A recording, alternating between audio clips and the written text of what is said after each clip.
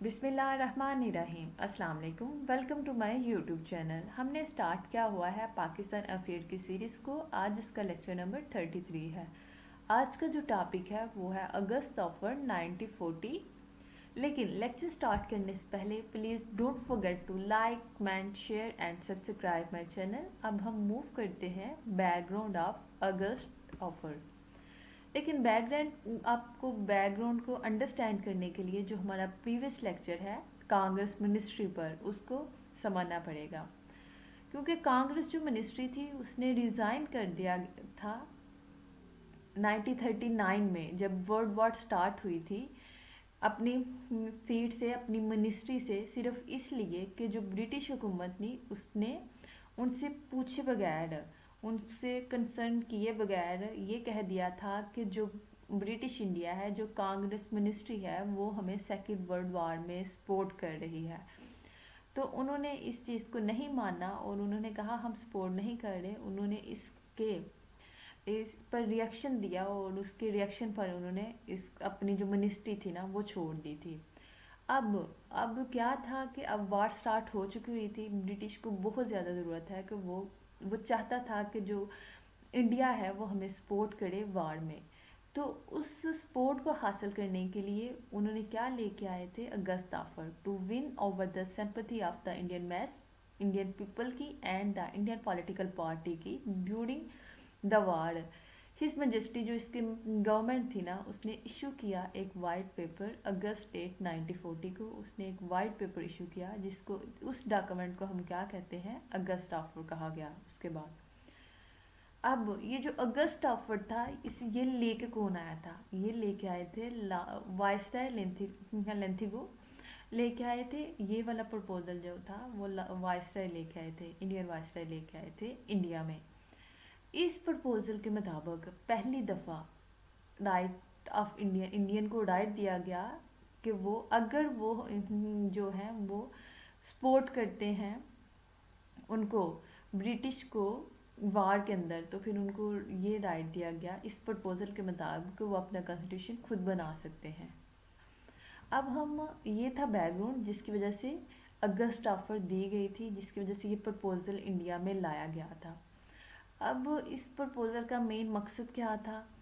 मकसद तो मैंने बता दिया कि क्या था, कि उनको सपोर्ट चाहिए थी किसमें, जंग में, सेकेंड वर्ल्ड वार में इंडियन की सपोर्ट के लिए वो ये ऑफ़र लेके आए थे।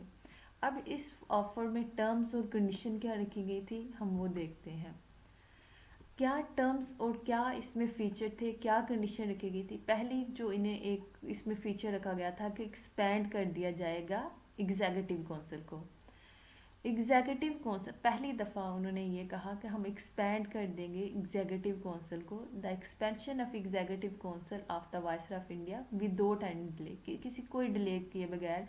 अगर तो जो ब्रिटिश इंडिया है वो, अगर इंडियन ये ऐलान कर देते हैं कि हम आपके साथ खड़े हैं, स्टैंड हैं, सेकेंड वर्ल्ड वार में हम आपको सपोर्ट कर रहे हैं, तो हम किसी डिले के बगैर जो एग्जीक्यूटिव काउंसिल है उसको एक्सपेंड कर देंगे और उसमें वाइट की बजाय हम इंडियन ज़्यादा लेके आएंगे।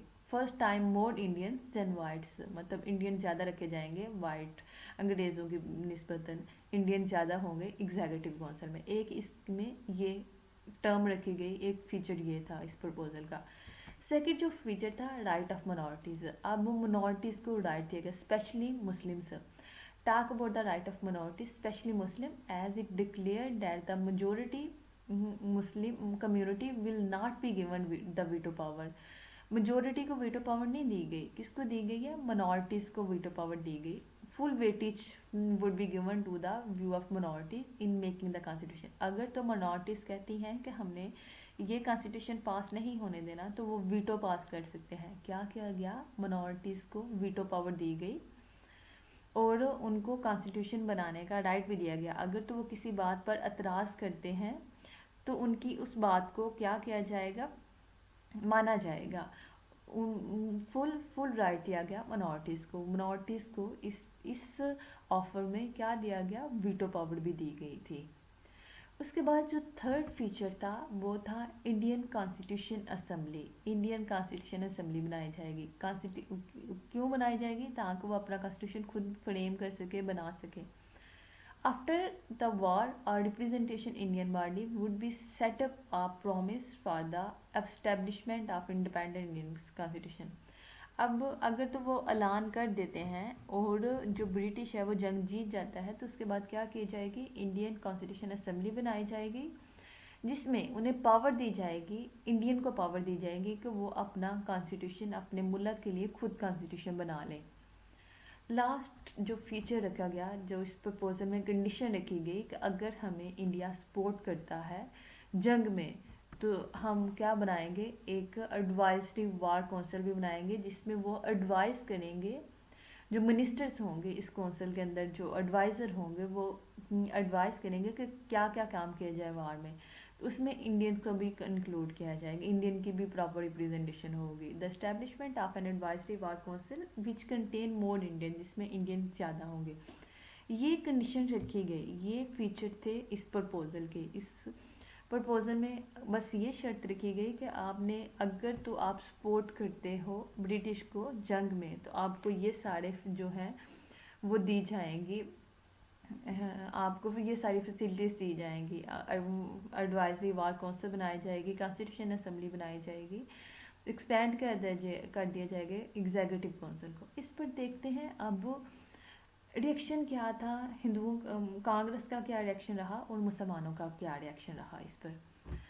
رزلٹ اس کا ہم لوگ پہلے تو دیکھتے ہیں. کہتے ہیں یہ جو ڈاکومنٹ تھا, یہ جو پرپوزل دیا گیا تھا, اس کو کب امپلیمنٹ ہونا تھا؟ The document made it clear, اس میں یہ کلیئر کر دیا گیا تھا کہ ڈیٹ آل پرومسز, جتنی بھی وہ پیچھے ٹرمز یا کنڈیشنز یا فیچر رکھے گئے ہیں نا, یہ کب فلفل ہوں گے؟ After the conclusion of war, جنگ کے ختم ہونے کے بعد. یہ آپ کو یہ جتنے بھی پرومسز ہم آپ کے ساتھ کر رہے ہیں نا, یہ جنگ آپ بس ہمیں سپورٹ کریں, جب جنگ ختم ہو جائے گی تو اس کے بعد آپ کے ساتھ یہ جتنے بھی پرومس کیے گئے ہیں ان کو فلفل کر دیا جائے گا. And to if all the communities and political party would help the British in the war. تو جب انہوں نے یہ دیکھا کہ اچھا ابھی نہیں کر رہے جنگ کے بعد, کیونکہ اسی طرح انہوں نے جو فرسٹ ورلڈ وار ہوئی تھی اس میں پرومس کیا تھا کہ ہم آپ کی ہیلپ کریں گے, لیکن اس کے بعد انہوں نے کیا کیا, کلیئرلی انہوں نے منع کر دیا کہ ہم کوئی قسم کی ہیلپ نہیں کریں گے. تو جب انڈین نے یہ ان کی اسٹیٹمنٹ پڑھی تو اسی وقت انہوں نے کیا کر دیا, اس پر عمل نہیں کیا, ریجیکٹ کر دیا, اس پر ریئیکٹ کیا. ڈفرینٹ ٹائپ کا انہوں نے ریئیکشن دیے تھے اس پر, جب انہوں نے یہ ان کی اسٹیٹمنٹ پڑھی, ان کے پرومسز پڑھے. پرومسز کے بعد جب انہوں نے یہ ایک کنڈیشن رکھی کہ ہم کب کریں گے, آفٹر وار, جب وار ختم ہو جائیں گے تو دین یہ پرومسز جو ہیں ان کو فلفل کیا جائے گا. تو اس پر پھر کانگریس کا بھی ریئیکشن آیا اور مسلم لیگ کا بھی ریئیکشن آیا. اب مسلم لیگ کا کیا ریئیکشن آیا؟ The all Indian Muslim League working committee, ایک کمیٹی بنائی گئی جس میں ڈسکس کیا گیا اگست آفر کو on ستمبر 1. ٹھیک ہے, یہ جو سیشن تھا نا, یہ جو کمیٹی بنائی گئی تھی, اس سیشن کو پرزائڈ کر رہے تھے قائد اعظم. اس کمیٹی میں سیٹسفیکشن جو تھی وہ ایکسپریس کی گئی اس آفر کے مطابق کہ ٹھیک ہے, منارٹیز جو مسلم ہیں ان کو ویٹو پاور دی جا رہی ہے, ٹھیک ہے, وہ سارا ٹھیک ہے, لیکن یہاں تک سیٹسفیکشن ٹھیک ہے, ان کے ساتھ شو کی گئی ہے. دا وائسرائے اینڈ سیکرٹری کی پھر ملاقات بھی ہوئی. The viceroy and secretary of the state had talk about the national unity in their speech. اب انہوں نے یونٹی کی بھی بات کی تھی, جب وائسرائے اور سیکرٹری آف اسٹیٹ تھا نا, ان کی میٹنگ ہوئی, انہوں نے پبلک سے بات کی تو انہوں نے یونٹی, یہاں تک وہ فیور میں تھے.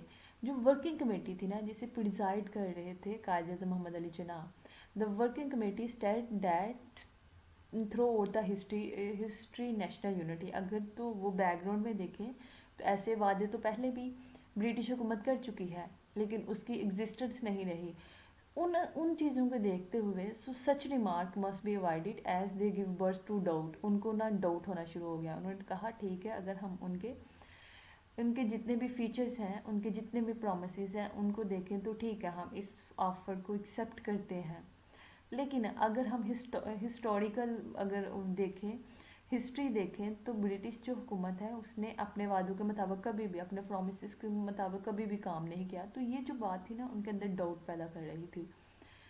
تو اسی وجہ سے پھر انہوں نے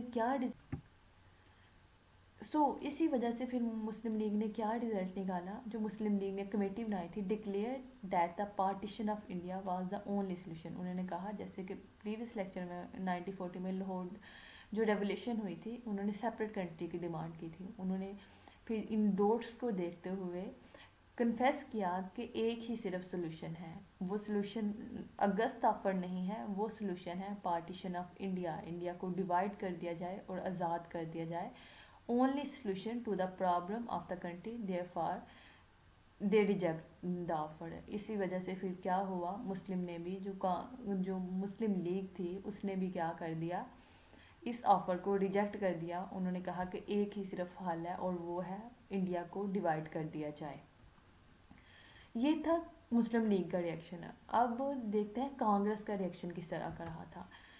کانگریس تھا نا، اس نے کانگریس جو کمیٹی تھی اس نے بھی کیا کیا، اگینسٹ ہی رہے. انہوں نے ریئیکٹ کیا against the August offer and its praised. اور اس کا جو سیشن تھا، اس کی جو کمیٹی تھی اسے پرزائڈ کر رہے تھے عبدالکلام آزاد. انہوں نے کہا کہ ہم بات نہیں کریں گے برٹش حکومت سے کسی بھی قسم کی اس آفر کے مطابق، کیوں نہ کہ یہ پرومسز ہمارے ساتھ کر رہے ہیں، یہ پہلے بھی ورلڈ وار 1 میں بھی کر چکے ہیں اور ہم اس کو نہیں کریں گے. ہم ان کے ساتھ بات ہی نہیں کریں گے، ہم نے اس کو ماننا ہی نہیں ہے. انہوں نے ڈائریکٹلی کہا کہ نو ٹاک اونلی، جسٹ انہوں نے یہ کر دیا کہ ہم اس کو ایکسیپٹ ہی نہیں کریں. انہوں نے ریئیکشن اس کے خلاف دے دیا.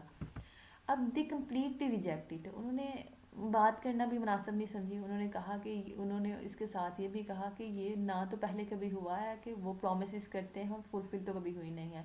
The government for not being sincere. اور ساتھ انہوں نے کہا کہ گورنمنٹ ہمارے ساتھ سنسیئر نہیں ہے، وہ نہیں چاہتی کہ کسی بھی طرح انڈیا کو آزاد کیا جائے. وہ اپنی ڈومیننس کو برقرار رکھنا چاہتی ہے. وہ جسٹ ڈیلے کر رہی ہے، صرف اپنی حکومت ختم نہ ہو وہ ہمیں صرف ایک لالچ دے رہی ہے، کیوں نہ کہ ان کا سارا دھیان اس ٹائم کیا تھا، جنگ کی طرف ہے. تو وہ اپنی حکومت نہ جائے، اپنی جو برٹش کی جو پاورز ہیں وہ ختم نہ ہوں، اس کو صرف کرنے کے لیے، لوگوں کی توجہ کو اپنی طرف کھینچنے کے لیے جسٹ کر رہی ہے. وہ اور کچھ نہیں چاہتی.